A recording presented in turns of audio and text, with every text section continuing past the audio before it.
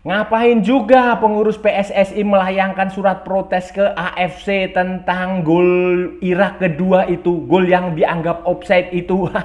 Ngapain? Nggak akan berguna, saudara-saudara, nggak akan berguna. Hasil akhir pertandingan tidak akan mungkin berubah. Yang harus dilakukan ya sekarang fokus saja ke pertandingan berikutnya melawan Vietnam. Fokus ke pertandingan untuk memenangkan pertandingan itu yang jauh lebih penting daripada berkutat dengan masa lalu, mempermasalahkan gol itu. Halo saudara-saudara, jumpa lagi dengan komentator gadungan di sini. Dengan komentator yang gadungan.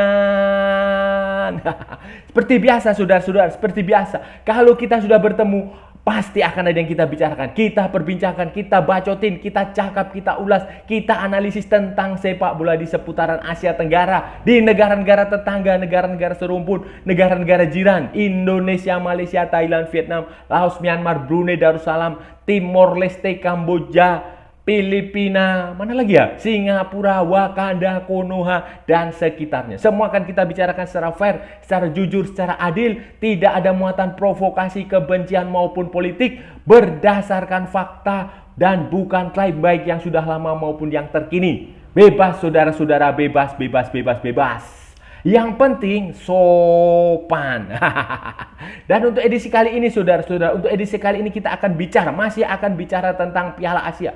Masih akan menganalisis, mengulas, membicarakan tentang apa yang seharusnya dilakukan oleh tim nasional Indonesia di pertandingan melawan Vietnam. Pertandingan kedua yang lebih penting, lebih menentukan dan harus dimenangkan daripada mempermasalahkan kejadian waktu melawan Irak. Offside. Itu yang jauh lebih penting daripada mengungkit masa lalu. Nah, ini akan seperti apa saudara-saudara? Ini akan kita bahas, akan kita ulas, akan kita analisis, akan kita sekilidiki di edisi kali ini saudara-saudara. Jadi begini saudara-saudara, jadi begini, setelah kekalahan 1-3 dari Irak, saudara-saudara, setelah kekalahan dari 1-3 dari Irak, Indonesia akan menata pertandingan berikutnya, pertandingan kedua menghadapi Vietnam, hari Jumat tanggal berapa ya? Ya hari Jumat lah. Jumat malam, mungkin sekitar pukul 21.30 waktu Indonesia Barat. Nah, itu pukul sekitar jam segitulah pertandingan melawan Vietnam. Pertandingan ini saudara-saudara adalah pertandingan penting.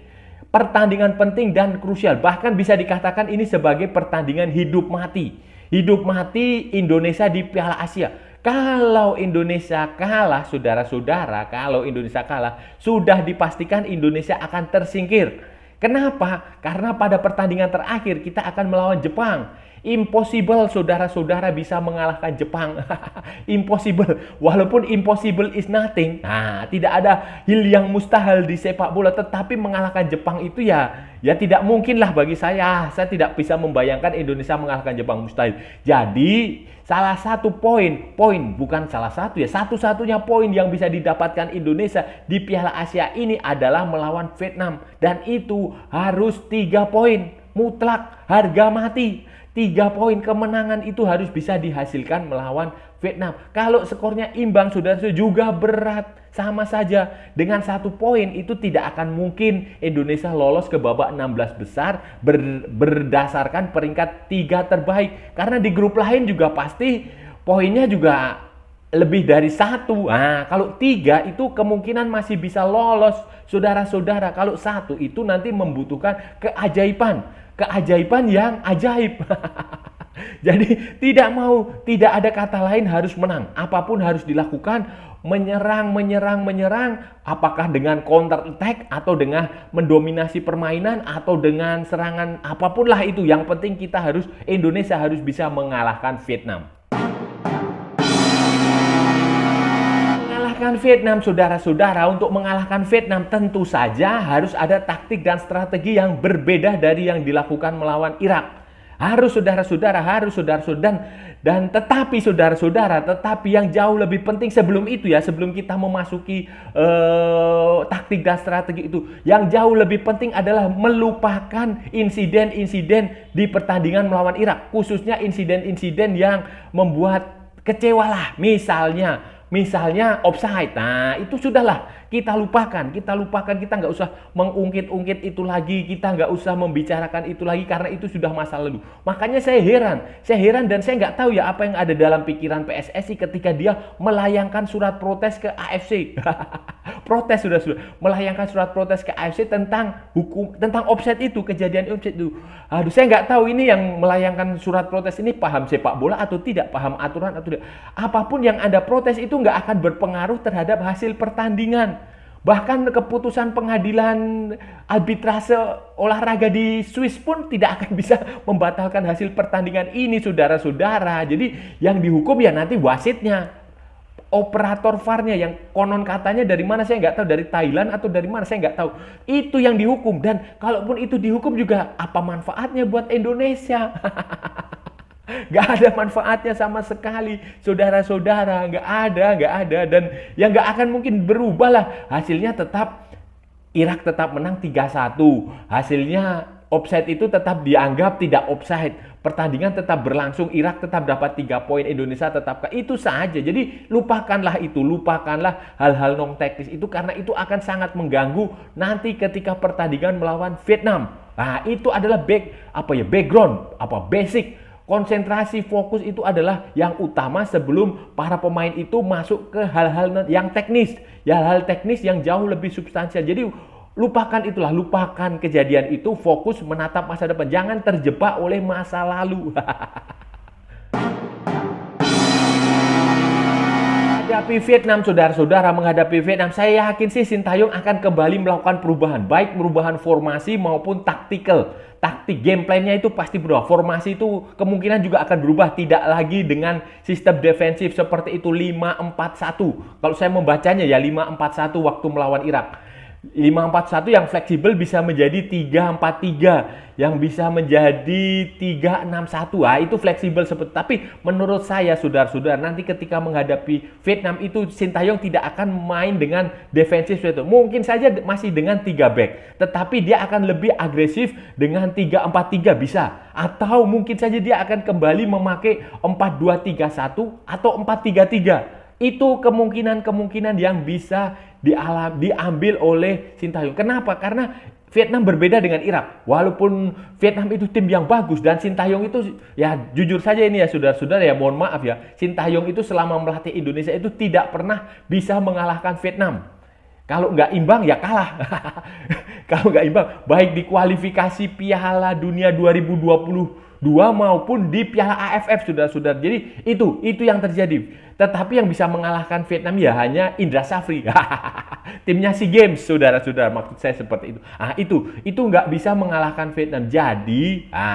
Jadi butuh taktik, butuh strategi yang tepat. Ya 3-4-3 menurut saya adalah solusi yang masuk akal selain 4-3-3. Selain 4-3 itu akan jauh lebih berdaya dan tidak lagi bertahan seperti waktu melawan Irak. Indonesia harus bisa mengambil inisiatif walaupun mungkin saja saya menduga ini yang terjadi akan terjadi perang di lapangan tengah 50-50 lah. Peluangnya Vietnam itu juga mungkin akan berusaha untuk mengontrol permainan, akan berusaha untuk mendikte permainan, akan berusaha juga menyerang. Karena mereka juga butuh 3 poin. Sama seperti Indonesia, kalau mereka kalah atau imbang, ya sudah selesai.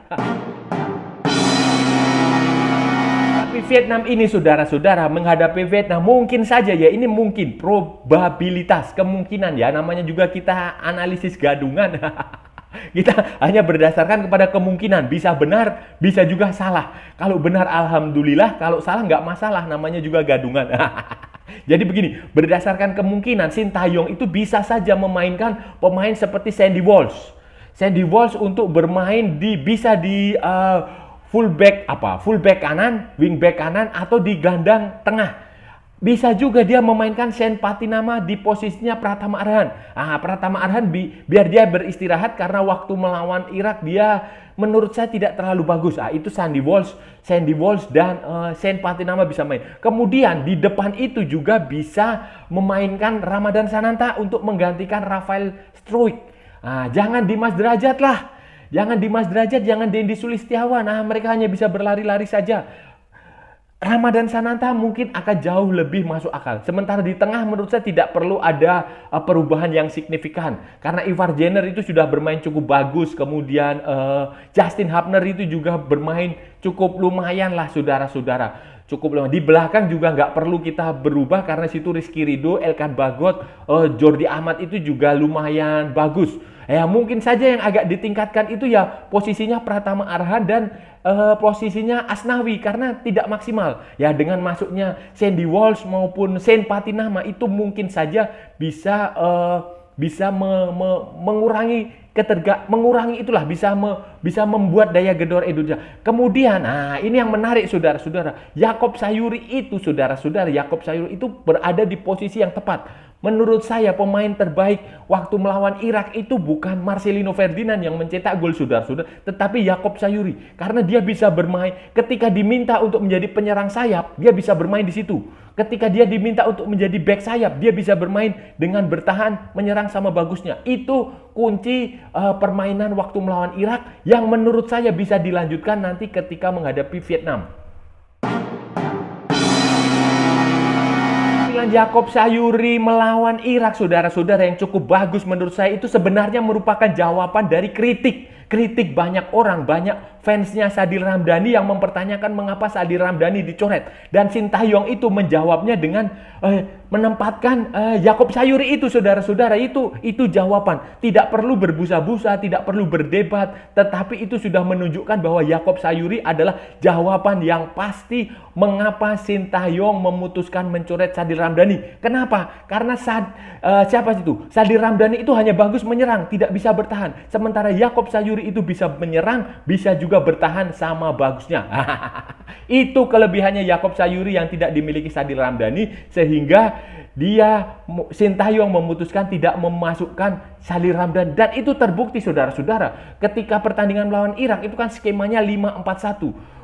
Babak pertama itu Yakob Sayuri itu main sebagai winger, sayap murni yang kadang-kadang masuk ke depan, ke dalam menjadi striker sayap bagi penyerang sayap. Di babak kedua ketika Witan Sulaiman masuk dan Asnawi Mangku Alam keluar, Yakob Sayuri bermain sebagai wingback kanan. Witan Sulaiman di depan, Yakob Sayuri di belakang, dan itu dia bagus juga. Bertahannya bagus, menyerangnya bagus. Itulah yang menurut saya jawaban yang tepat dari Sintayong mengapa Sadil Ramdhani dicoret. Kalau Sadil Ramdhani saudara-saudara saya membayangkan, dia memang bagus, agresif saat menyerang itu bagus. Tetapi ketika bertahan itu Sadil Ramdhani agak sedikit kelemahan. Dia tidak terbiasa karena memang habitat dia adalah winger, habitat dia adalah penyerang, habitat dia adalah gelandang serang, habitat dia ada di situ. Sebaliknya Yakob Sayuri itu pada dasarnya adalah back sayap, full back, wing back.